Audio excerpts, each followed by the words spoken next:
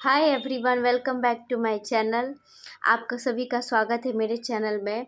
आज का वीडियो थोड़ा सा अलग है। मैं आज बिहार बोर्ड की कॉपी कैसे लिखी जाती है वो मैं आपको दिखाऊंगी लिख के। ये रही बिहार बोर्ड की कॉपी तो नहीं है बट उसी टाइप का है, तो मैं आपको दिखाऊंगी इस पर लिखकर। और जो मेरे स्टूडेंट है मुझे पता है कि वो रुक के मेरी वीडियो देखेंगे, लेकिन जो न्यू स्टूडेंट है थोड़ा सा सब्र करके देख लेना। हो सकता है मेरी एडिटिंग अच्छी ना हो वीडियो की, बट कुछ ना कुछ ज़रूर सीखोगे ध्यान से देखोगे तो। सो चलो स्टार्ट करते हैं, लेट्स गो। एग्ज़ाम में हमें दो पेन का यूज करना है, एक ब्लू और एक ब्लैक, क्योंकि ब्लैक से आप हेडिंग बनाओगे एंड ब्लू से आप उसका आंसर लिखोगे। ब्लू और ब्लैक के अलावा आप किसी भी पेन का यूज़ ना करें।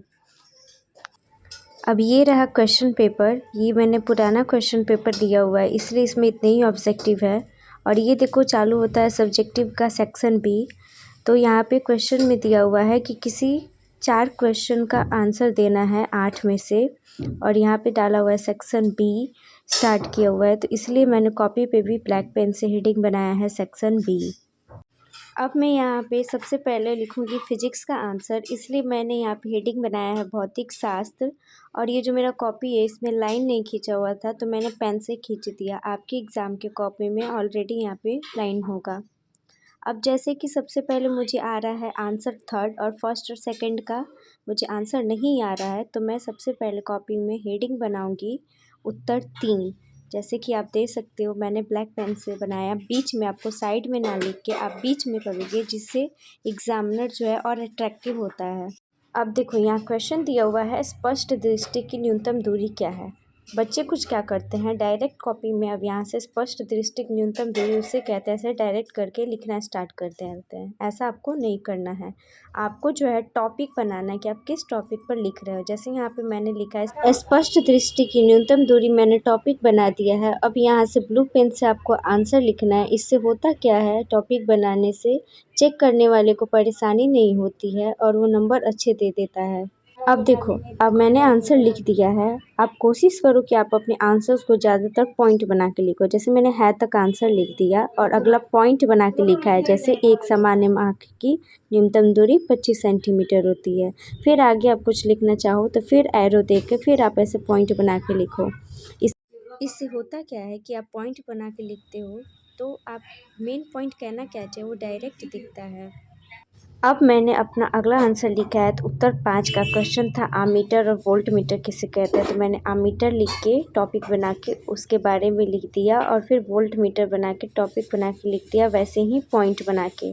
आगे भी आप ऐसे ही आंसर करके लिखो। अब मान लो कि आपको फिजिक्स के केवल 2 ही क्वेश्चंस आ रहे हैं और बाकी नहीं याद आ रहा है फ़िलहाल, तो आप उसे छोड़ दो एंड आगे बढ़ो।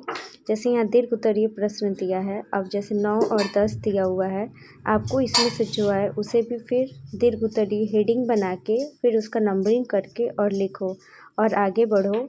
अब जैसे कि मैंने यहाँ पे लॉन्ग जो है फिजिक्स का लिखा हुआ है, क्वेश्चन दिया हुआ था कि ओम का नियम क्या है, और उसी में एक और क्वेश्चन दिया हुआ है।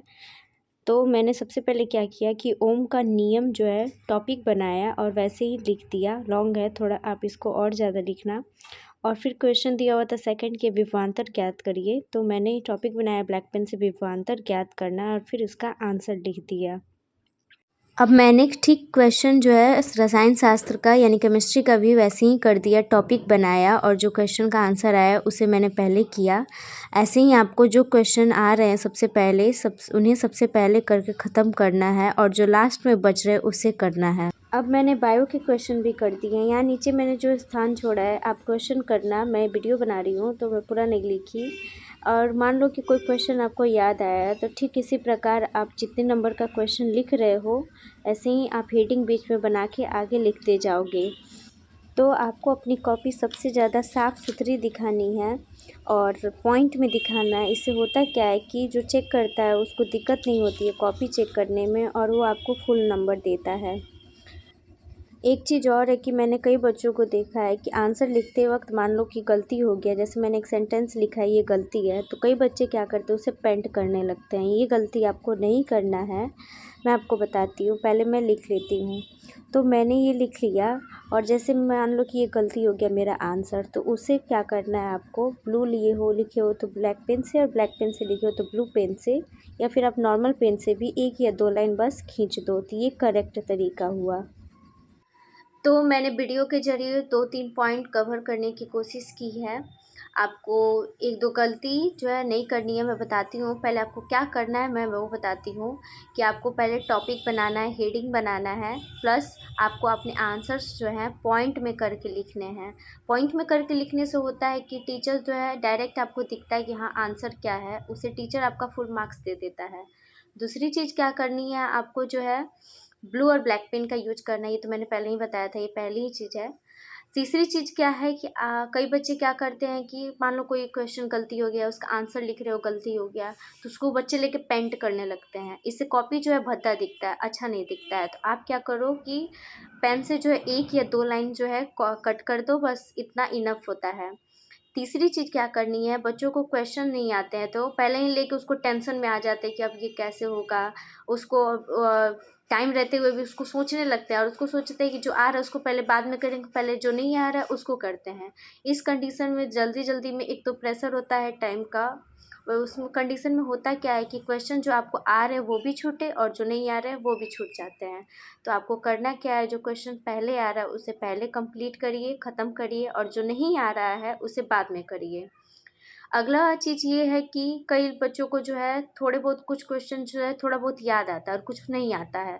तो थोड़ा बहुत आपको उस क्वेश्चन के बारे में पता भी होता है, तो बच्चे क्या करते हैं कि उसको बिल्कुल ही छोड़ देते हैं, तो वो भी चीज़ आपको नहीं करना है। जो भी कुछ याद आ रहा है उसको ज़रूर करना होता है। तो मैंने 2-3 टॉपिक जो है कोशिश की है बताने की वीडियो के ज़रिए। मैं आगे वीडियो में और इम्प्रूवमेंट करूँगी कि और आपको बेटर तरीक़ा से बता पाऊँ कि हाँ ऐसे किया जाता है। और एक चीज़ मैं आपको और बता दूँ कि मैं जो है ये पेपर जो है साइंस का बता रही थी। 12th क्लास का जो है बायो अलग, केमिस्ट्री अलग, फिजिक्स अलग आता है, लेकिन लगभग ऐसे ही आपको पेपर लिखना होता है। 12th के बच्चों को तो पता ही होगा।